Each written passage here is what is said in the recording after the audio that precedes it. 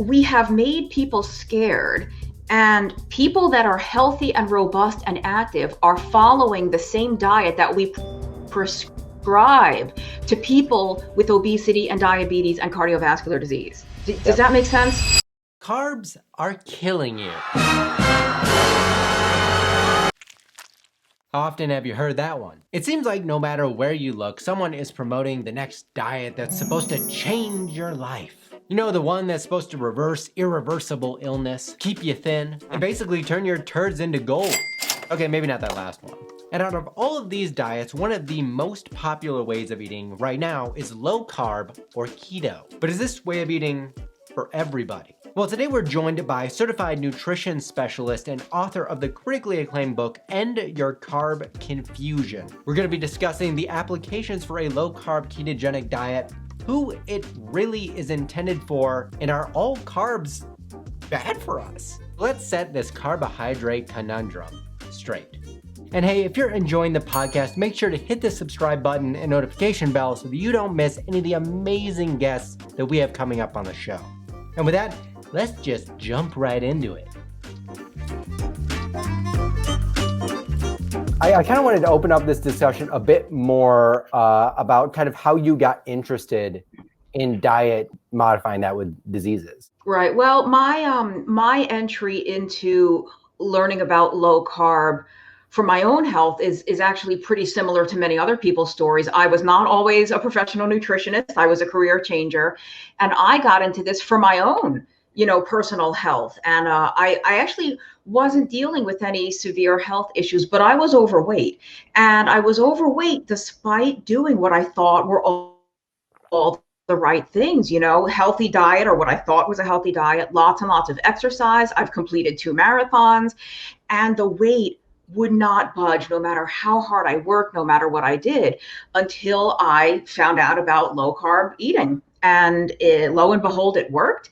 And my entry into all this was actually the Atkins diet, which very unfortunately has kind of a bad reputation in the current low carb and keto world, which is very undeserved. Dr. Atkins was a brilliant doctor, way ahead of his time. But anyway, that was my entry into this.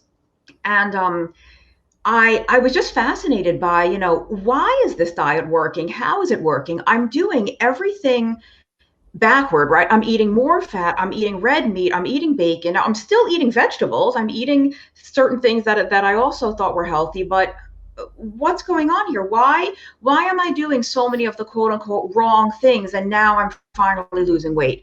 And so I started learning more and more about it. And as I started to learn more and more, and I was in and out of a lot of jobs that I was unsatisfied by and unfulfilled by, it occurred to me that nutrition is a career. I could do that and help other people learn about this really fascinating thing. So I went back to graduate school for nutrition. And now that I do this professionally, I do help people with weight loss, but I always make the point that in all the years I've been learning about, the biochemical mechanisms and how this all works, weight loss is actually one of the least impressive things that this way of eating can do for you. I mean, it can really, without exaggeration, reverse or put into remission, whatever terminology you want to use. It can reverse type 2 diabetes, PCOS, hypertension, gout, non-alcoholic fatty liver, lots and lots of fascinating research about mood disorders, bipolar, schizophrenia, all kinds of things. And you might also lose a few pounds along the way. So that's kind of the long or short version, depending on how you look at it. That's how I got into all this. I think it's really fascinating, especially because when I started getting into nutrition and stuff, and there's a whole side story with my eating disorder and how that kind of like played rampant on and stuff like that. But I always found it fascinating, I guess, what I've learned throughout the time is that there's a lot of dogma, but it kind of comes from both sides. And what I wanted to ask you really was when looking at sort of this low carb way of eating, do you think it applies to a majority of people could benefit, or is there like a certain demographic that you think doesn't necessarily need to partake, or is it like a cyclical thing? Because I've heard a lot about cyclical keto, which has been kind of going around the last couple of years. So I'd like your thoughts on that more. Yeah, it's a really good question. And you made a very good point that there's dogma and closed-mindedness in every diet camp, including keto. I mean, absolutely, there's a lot of extremism in keto, the same way there is in veganism or low fat or whatever. So I talk about this exact thing in my new book, co-written with Dr. Eric Westman, and Your Carb Confusion. No, not everybody needs a strict ketogenic or low. I mean, looking at the objective facts, there are many, many millions of people living with metabolic illnesses for which some type of low carbohydrate strategy, whether it's strict keto or just some amount of reduction, can be really, really effective. There's no way around that, you know? So there are many, many millions of people that would do really well with a very low carb or ketogenic diet, but not everybody needs it. If you are, I mean, look around the world, look historically, we have billions of healthy, lean, robust people that eat fruit, that eat grains, that eat beans, that eat bread, you know? And so it would be silly for me to say that cantaloupe causes diabetes or that people are obese because they eat too many garbanzo beans. I mean, this is nonsense. So there's a lot of factors that play into it. In our book, we talk about the diet that is best for you, that's going to be the most effective for you, depends on your situation. And then the diet that's best for you might change over time, because let's say you are 300 pounds and you have type 2 diabetes and gout and all kinds of other things. Let's say you do strict keto for a while, you lose 100 pounds, all these medical problems go away.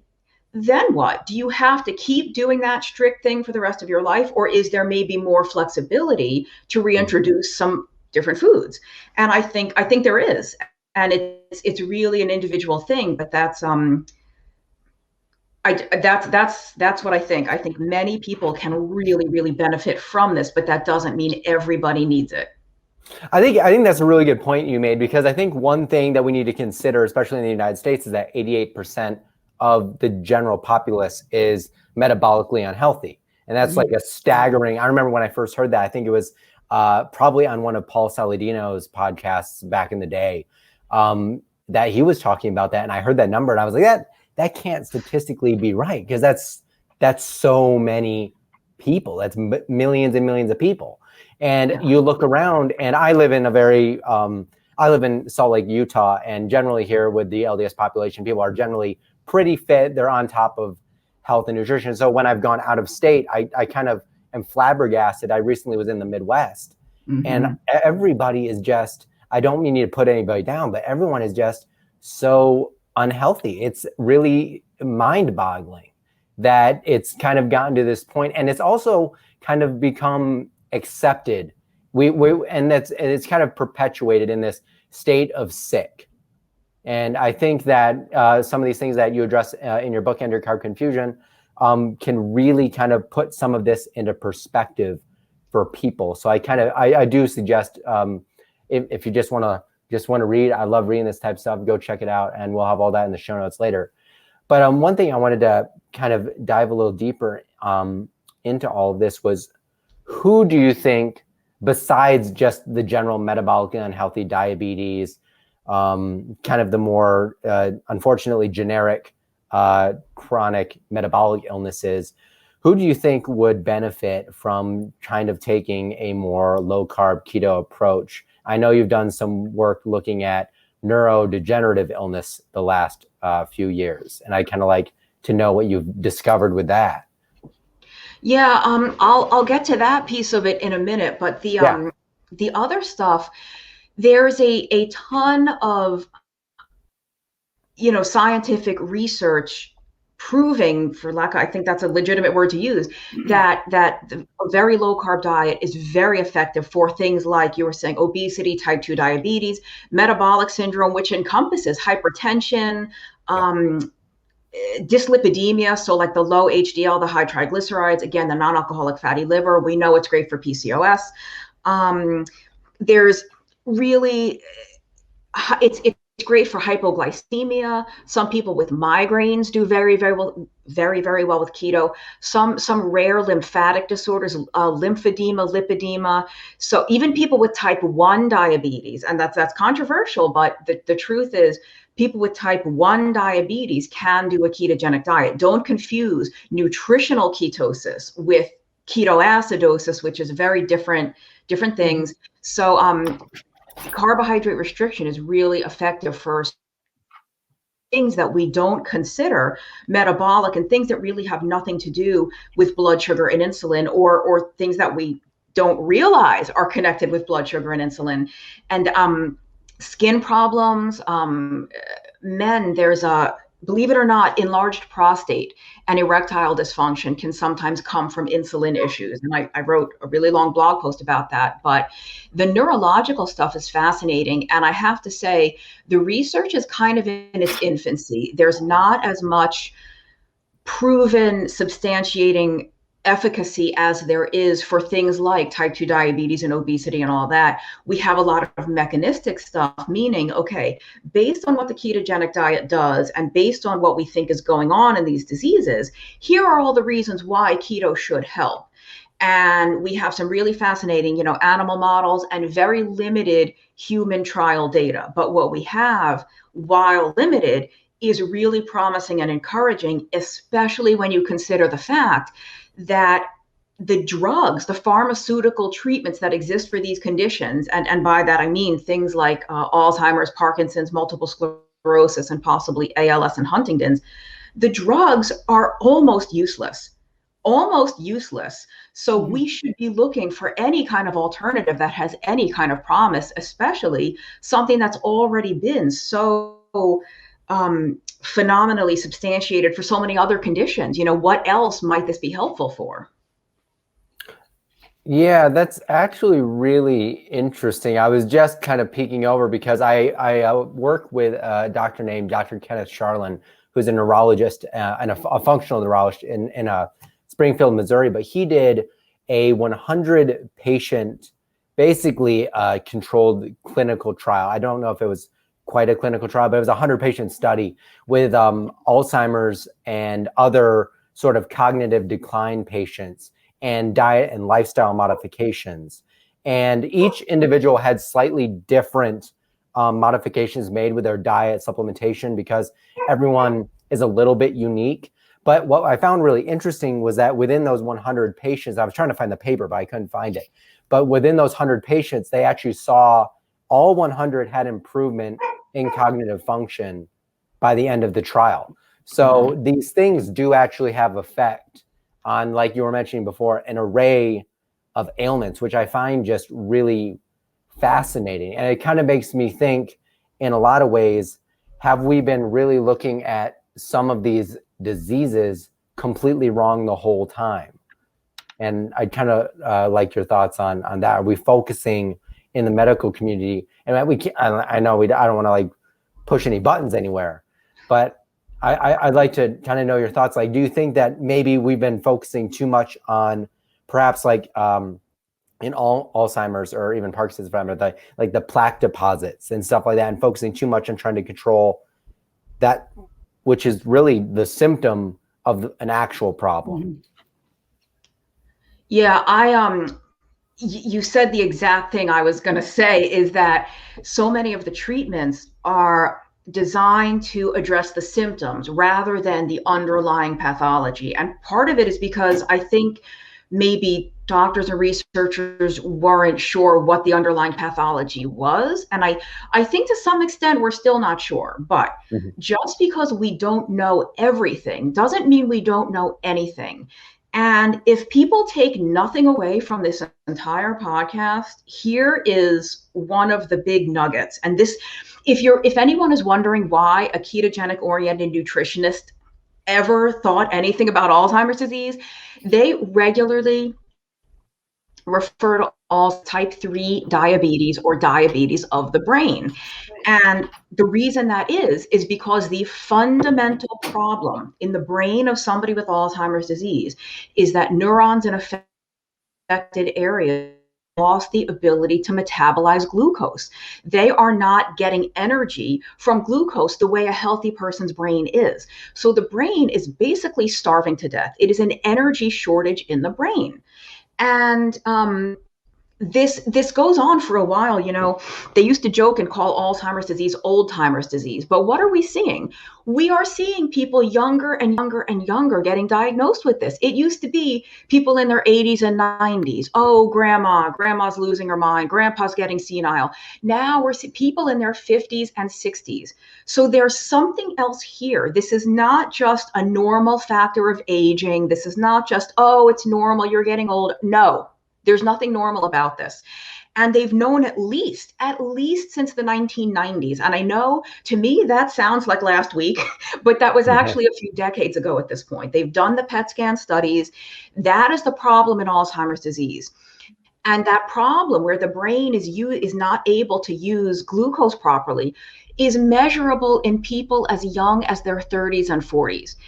And when people are that young, though, even though that fuel shortage is already starting to happen, they're still healthy enough and robust enough that the brain is compensating. And it's only when the problem has gone on for so long and the damage is so severe and widespread that the brain can't compensate anymore. That's when you start showing the signs and symptoms.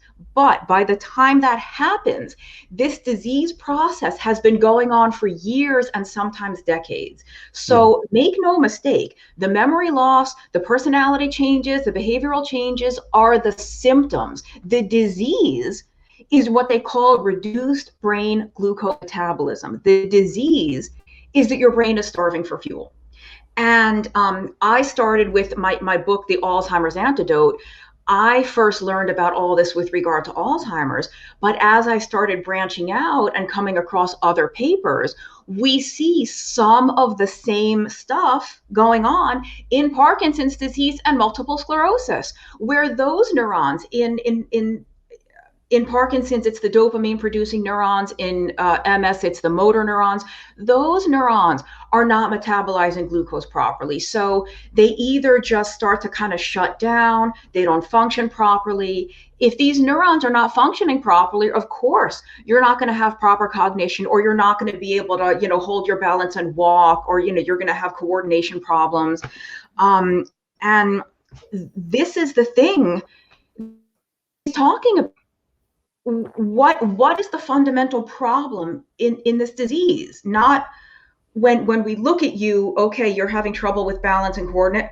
Why? What's going on the inside to make this happen, and what can we do about it, if anything? I find it, I keep using the word fascinating. It's going to become a meme at some point, but I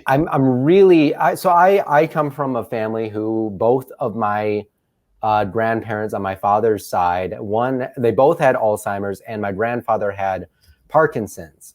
And so I kind of got to witness firsthand. I had this unfortunate life experience where I don't even remember my grandfather's voice, because the entire time I knew him was him basically in a really, unfortunately, steep decline in a bed or in a facility in a bed. And it was really unfortunate. And then having to watch my grandmother go through the same but different illness with Alzheimer's was hard to watch her memory decline. And though she was one of the lucky ones who took it kind of with stride and laughed about it, it can be really frustrating. And so what are some things that people should look into, even when they're young and snappy like me, to kind of get ahead of the curve? Are there certain blood markers we should look at, like C-peptides or insulin and various things, so we can kind of get on this before we're starting to see the behavioral changes and all of these other problems that associate? Yeah, so I'll talk about that in a sec, but just to clear up for people, these illnesses, my book and my work focuses mostly on this metabolic stuff, the glucose, the insulin connection, but that's not the only thing that can cause these. Like a vitamin B12 deficiency all by itself Mhm. can manifest as something that looks like Parkinson's or MS or Alzheimer's. It can have a lot of neurological symptoms. And that B12 deficiency is not uncommon, especially among older people. So that improperly treated or undiagnosed hypothyroidism long term can do this.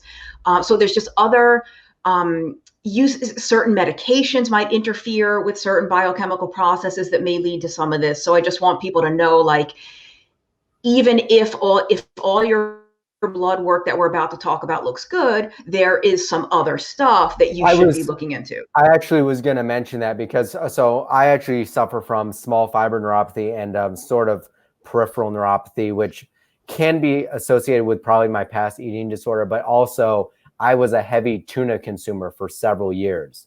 And so mercury and other various metal toxicities and other environmental concerns, such as they're kind of finding now that in Parkinson's, certain like herbicides and pesticides and all of these types of things, your environment plays a role in this whole picture.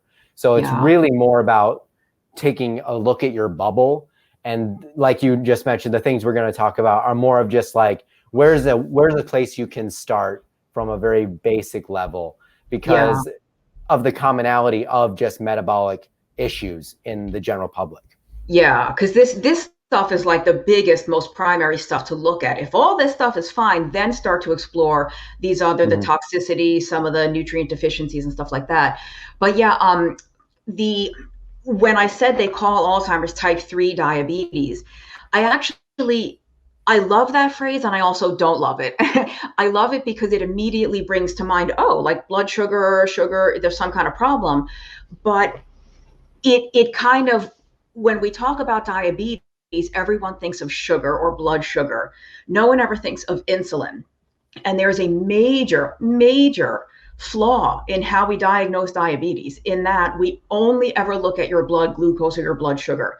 Your fasting blood sugar, globin A1C, which is kind of like a 3 or 4 month average of your blood sugar. Or if you go to the doctor and you do that oral glucose tolerance test, that's how they diagnose diabetes. Except there are millions upon millions of people, like we were saying, those 88% of people that are metabolically unhealthy. There are millions of people who have a perfectly normal blood sugar, except that blood sugar is only being kept normal by sky high insulin. That insulin is keeping the blood sugar in check, but that the blood sugar is being kept in check at the expense of all the other bad things that are happening because the insulin is so high. The high blood pressure, the high uric acid, which causes gout, the messed up hormones in the women, which causes PCOS. It's this whole cascade. So chronically high insulin, regardless of what your blood sugar is, even when your blood sugar is normal, chronically high insulin is a major risk factor for Alzheimer's disease and for Parkinson's and for, I think, MS. And it's just not a standard blood test to have done, but you can ask for it. It's just a normal blood test. If you're at the doctor, you'd be like, hey, would you mind doing a fasting insulin test? They might say no. They might say, why do you want it? It's not, I think it should absolutely be a routine part of a checkup, like your blood sugar and blood pressure are. It's not. Some doctors check it, some don't. Depending on where you live, at least in the US, most states, you can actually do your own blood work. You can go to certain websites and just do it yourself, and it's pretty reasonable to get fasting insulin. So that's definitely one to look at. Your blood sugar, if you know you have diabetes or pre-diabetes, you are at majorly increased risk for all of these neurological conditions. We talked about the B12. Anything metabolic syndrome wise, anything high blood pressure, high triglycerides, low HDL. Although there are some ethnic differences. I've actually learned recently that African Americans tend to have a healthier looking lipid profile. Like, they will have lower triglycerides and higher HDL, even if they have insulin resistance. So there are some ethnic differences that, make a little more nuance, but these are things, the insulin, the glucose, the blood pressure, your abdominal, your waist circumference. These are things that you can keep an eye on in your 20s, 30s, 40s, and keep those things in check long before they get out of control, because the memory, like the memory loss and the cognitive decline or the tremor, the motor problems are the last dominoes to fall. The first dominoes to fall 20, 30 years before you start having those signs and symptoms are the metabolism, the neurons having this metabolic problem. Yeah, no, it's really, I guess it's unfortunate that it just, I mean, we can't say that it's their fault, because it's such in a way a new science in a lot of ways, this type of information we're talking about, and it's still, like you mentioned, in its infancy. But it's really unfortunate that so many people get to the state of diagnosis, but only because of years of neglecting something or not knowing that they were ingesting something that had something else in it that could be causing this problem long term. And we're just now starting to unravel all of these little bits and pieces of information that unfortunately kind of stem in this, in some ways, terminal illnesses. And so I kind of want to ask, though, because a lot of people, and it's starting to change now with talk of epigenetics and certain things about genes, but a lot of people grow up with this idea that, especially I did when I was watching my grandparents kind of go through this, we were like, my genes are my destiny.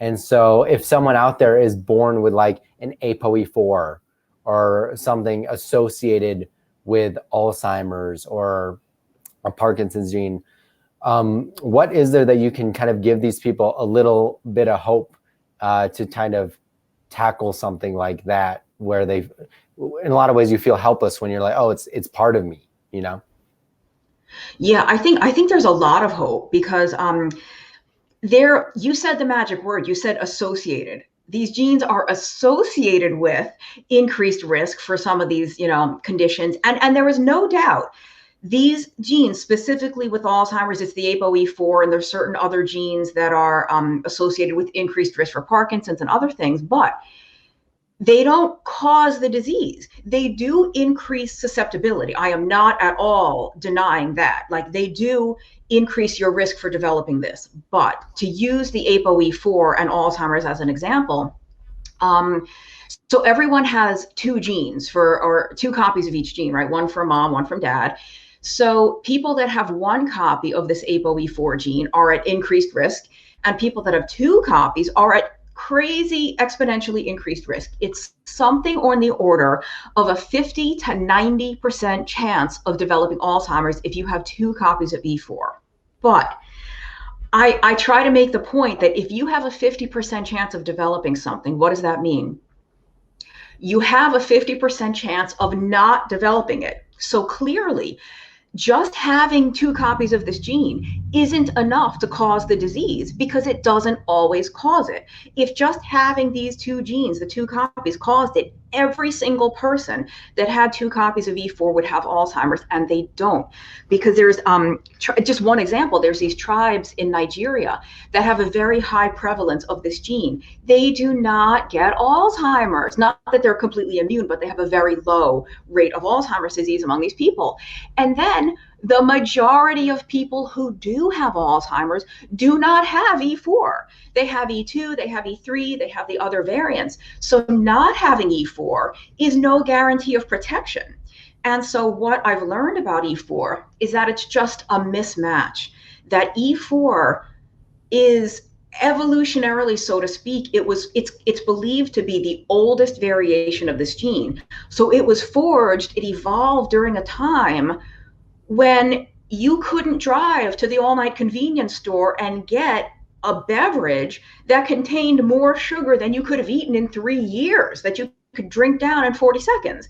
It's just a mismatch for the way that we eat and live in the modern world. So if you have this gene, it is not a death sentence. It does increase your risk. So you have to be especially careful to eat and live in such a way that you don't trigger that increased risk. So you do have an increased risk, but you can take measures to mitigate that risk, or at least the measures that we currently believe would mitigate it. Yeah, I think that's really important. I think one thing to mention too, I was just thinking when you were talking about mitigating risk, I was thinking about how stress, mental stress, physical stress, any excess of those things can also have a detrimental effect on physicality, your physical being, which if you talk to anyone that has developed, especially MS, I've spoken to a lot of people with MS, they seem to have developed symptoms during a very stressful part of their life. They kind of, no matter what, they probably had these dominoes falling, and then one just finally pushed the final one over the edge, and they develop something that they can clinically diagnose when really they've had a cascade of problems for a while. And so speaking of ending your carb confusion, because I think a lot of our audiences in particular that have dealt with either eating disorders or other things, always have this juggling thought in their mind about, okay, certain carbs are good, certain carbs are bad, which you can kind of black and white as far as refined sugars and non-refined carbs. Like there's a clear distinction between eating sucrose and and other things. But where can someone begin that kind of wants to maybe start getting into this low carb way of eating, whether they're dealing with an autoimmune or just metabolic syndrome stuff, etc.? Where's a good way for them to get into this safely and without all the kind of dogma thoughts? Yeah, so it depends. It depends on how sick they are, for lack of a better term, how severely their health is compromised and how quickly they want to jump in. The further someone is from where they want to be, so the more they're carrying or the more health problems they're dealing with, then I think the stricter an intervention they need to get out of that. If you're already healthy and happy, you can either keep doing what you're doing or just make a couple of minor changes to maybe make things even better. If you're really in a severe state, you need a massive shift to get out of there. And I think that massive shift, sort of that ripping the Band-Aid off all at once, is the best way to do it, because you are going to feel better the most quickly. There's a difference between just kind of cutting back on carbs and actually being in a ketogenic state, which for most people requires being really, really low in carbs.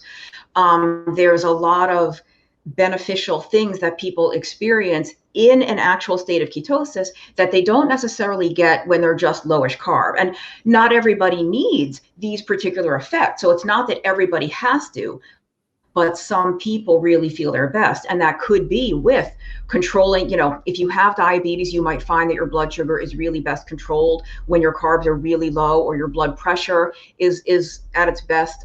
You lose weight more quickly and easily when your carbs are the lowest. Or other things people report that tend to surprise them are mental clarity. Like if they're normally in a brain fog all day, their thinking is just sharper, joint pain goes away, heartburn tends to disappear. And believe me, I know I sound like a snake oil salesperson, but these things are all true. They're reported all the time by patients. So, and I guess where people start depends on their baseline diet too. It depends on what you're eating. And you can jump in all at once, which I do think that's the best way to go. But if somebody's not ready to do that, you can decrease carbs gradually. Like 1 week, let's say, okay, this week, I'm not going to have any more bread. I'm still going to eat my pasta, my rice, my fruit, my potatoes, but no bread. Okay, second week, no bread, and now no pasta. I can still have my potatoes, my fruit, everything else. Each week, take out something else. And so you'll eventually end up in a very low carb or ketogenic place, but you did it in a way that was maybe more manageable for you personally. So it really just depends. But I think I recommend jumping in, because if you do it gradually, it's going to also take you that much longer to feel that real benefit. Yeah, I mean, I've for lack of for better or for worse, I've always been like one of those people that's either all in or all out. I'm not like partially way in. So it kind of depends like where you're coming from, like you said, whether there are certain types of personalities that just, they have to jump in to get it done, or tiptoeing just doesn't work. I'm personally a fan of jumping in and kind of dealing with the consequences. One of them I was thinking about was if someone is jumping in from, say, just a standard Western American diet, which is a really broad term because there's just so much you could say about that. But they might deal with something called keto flu. So what can they do to mitigate that if they are that type of person that's just like, I got to jump in, but then I'm getting all these symptoms. I don't want to scare them into quitting from feeling those because they're temporary, you know? Yeah. So the first thing is anyone that is taking medication for diabetes or high blood pressure. And diabetes, it's most of the people doing this are going to be type 2, but also type 1 if you're on insulin. You have to have a doctor or medical professional educate you as to how to adjust your medicine before you start the diet, because I am not kidding you people. Again, I know I sound like a snake oil person here, but here is the truth. When you cut your carbohydrate intake way down, like that, like immediately, you cannot take the same dose of medication that you needed when you were eating triple, quadruple the amount of carbohydrate. You run the risk of a really dangerous hypoglycemia or very low blood pressure. That is a recipe for disaster. So you need to learn how to adjust your medication to do this safely. Okay. Now because some people will mistake keto flu or whatever for being over medicated, and it can actually be really dangerous. If you have a very low blood sugar and you happen to be behind the wheel of a car, not a good thing. Yeah. So that's number one. Number two, the keto flu, some people never even have it. They just sail through the transition, no problem, life is great. Ideally, that's what happens. Some people will have some hiccups, and the worst of it is really headaches. They could be pretty severe. So that's the worst thing, is really bad headaches, dizziness, fatigue. You might feel a little bit nauseated, constipation, and most of that can be completely taken care of by increasing your salt or sodium intake. And if those of you listening or watching that know about low carb and keto, you're kind of over this fear. But if there's anybody new, do not be afraid of salt. They've demonized salt and sodium the same way they incorrectly demonized red meat and saturated fat. They made us scared of these things that healthy humans have been eating for, thousands, if not millions of years. So there's nothing wrong with salt. In fact, when your carbohydrate intake is really, really low, you need more sodium than you even needed before, because it changes the way your kidneys hold on to minerals. So when you have this really abrupt change, that's why you get the headaches and the lightheadedness. And so just lots and lots of salt. It doesn't have to be fancy pink Himalayan gray. You can use that stuff if you want, but regular old table salt is fine. Some people might get muscle cramps and stiffness, so supplemental magnesium usually does the trick for that. There's a lot of different forms. That's usually all you need, is a lot more salt and some magnesium. If you're not just a big fan of salting your food really liberally, you can drink a cup of broth made with a bouillon cube. Don't do like the purity bone broth. You can, if you're doing a homemade bone broth, you have to add salt to it, because you need the salt, and a homemade broth that's just bones boiled is not salty. You need the salt and the sodium. And the worst of it should pass within 2 or 3 days. It really shouldn't be that bad. If it's prolonged, it may be, if you're taking a medication, it may be that medication needs adjusting, because the diet, it starts to correct blood sugar and blood pressure and other things so quickly that you might start to be over medicated. And so you're having side effects from the medicine that you weren't having when you were not on a ketogenic diet. Yeah, I think that's a really important point you mentioned at the beginning there, especially with the medications, because my other grandfather recently, he just had just an and he's not on keto or anything. Believe me, I've been trying to talk him into this for a while, but he had just a change in his blood pressure medication that caused him to faint one day and fall, and he smashed his head. And luckily he's okay, he's totally fine. But it's kind of the same idea when it's like, when you're adjusting your diet, it's going to affect the medicines you're on, especially for like high blood pressure, your insulin, big one. So yeah, definitely want to seek out your doctor and talk about those things before you just like jump in gung ho. as I Yeah. probably would have done. Yeah, but But nobody should like don't let the keto flu scare you away because it's yeah, not that big a deal. Me, Dr. Westman and I, my co-author, we say we wish it was called the keto cold because it's mm. not really like it's that big a deal. I'll admit, when I kind of went into keto for the first time, I actually experienced no symptoms, and I was coming from eating like 250, 300 grams of carbs a day, and I basically jumped in. So I was kind of one of the quote luckier ones. I really didn't have any problem feeling, but the salt thing is actually also really important because I noticed when I first was having neurological symptoms. In my standard blood test, the one thing that popped out was I was low sodium.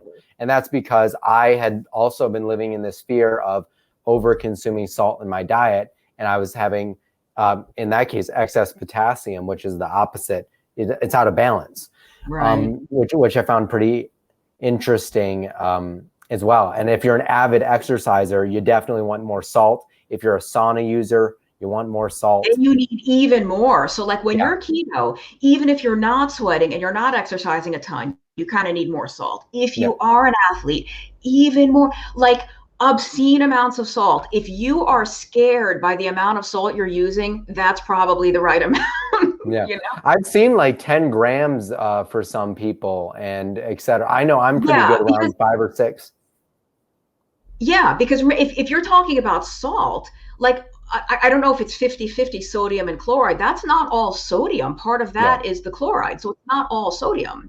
So yeah, just people need it's very hard to overdo salt because if you do, some people they find they'll just have loose stools or mhm. now if you have hypertension, it is not recommended to go crazy on salt, but that should start to correct itself anyway. Yeah, exactly. So actually, as we're kind of talking about ketosis, there's been a lot. So I've done some work with, if you're familiar with Dr. Terry Walls, who has MS and works with a lot of autoimmune patients. And she was really big on ketosis for a while, and then she's kind of backed off. And there's kind of been this mixed message that I've been getting about long-term ketosis versus being cyclically in ketosis. So I don't know if you've looked into any of that, but I kind of like your thoughts on should people, generally speaking, because everyone's a little different, be cycling their keto, or is it kind of safe to kind of do it all the time? Again, therapeutically, it depends on your problem, so Right. can't say for sure. Yeah, I think it's safe to do it all the time. I don't think there's any danger in doing it all the time, but I don't think most people need to do it all the time. And again, the keto, as much as I love it, I mean, I've made my career helping people with this. It's we've made people afraid of healthy, normal eating of Mm. certain carbohydrates. And keto is a corrective diet. It's a therapeutic diet that once you've, like we were saying earlier, once you've corrected the problem, you don't need to keep correcting it. Now, if you feel your best, super, super low carb keto, great.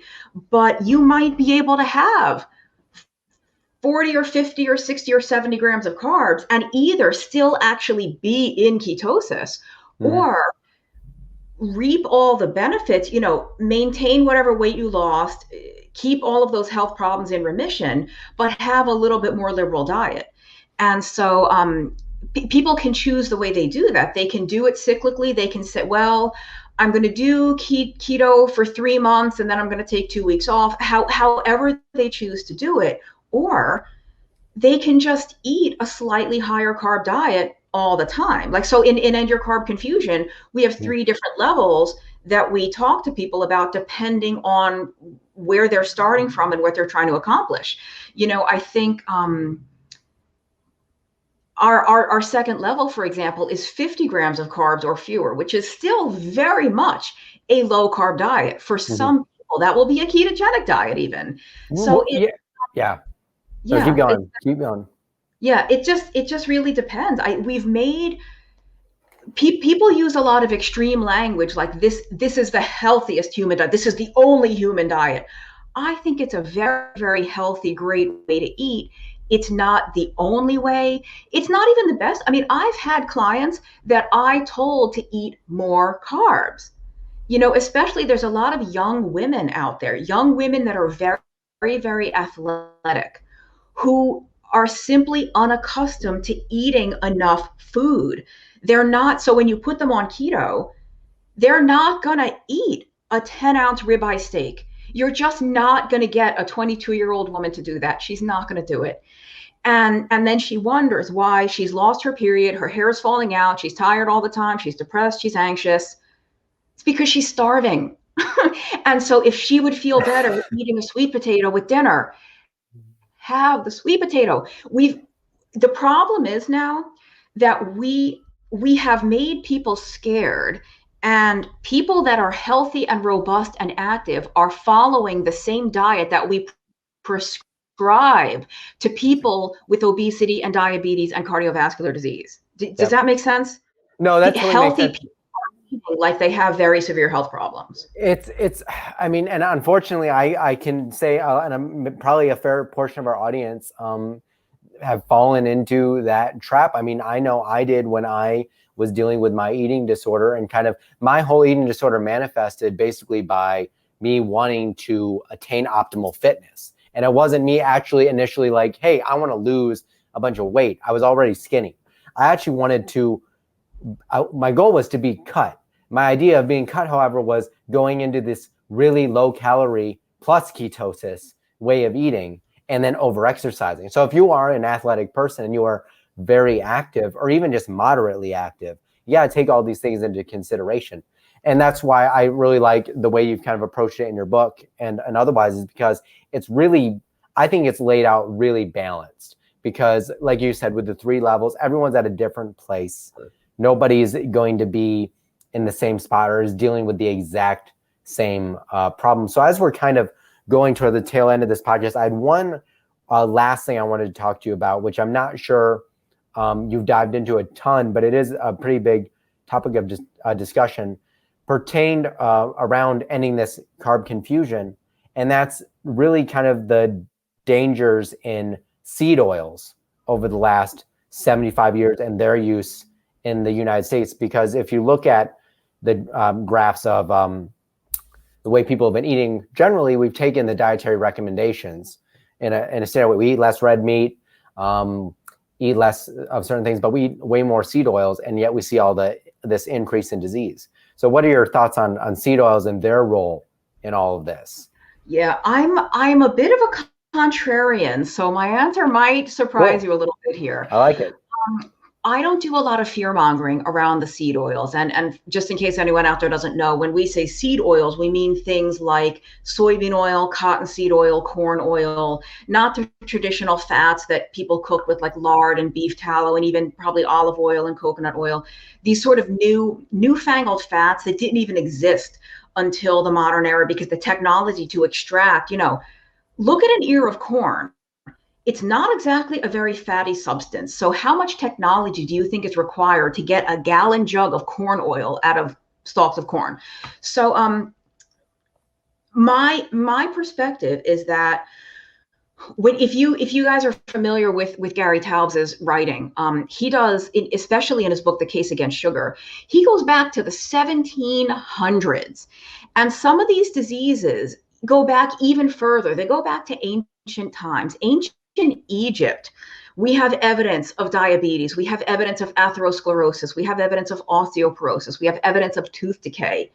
This is long before the advent of these seed oils. So just the presence of sugar, just the presence, even in ancient Egypt, not of refined sugar, but of grain agriculture, was enough to cause the hypertension, the diabetes, the tooth decay, all of these other things. So my perspective is that you can have all of these metabolic problems and all of these health problems just from too much sugar, too much carbohydrate. The seed oils, I think, probably make it worse. They're just adding to this. They're like throwing fuel on the fire.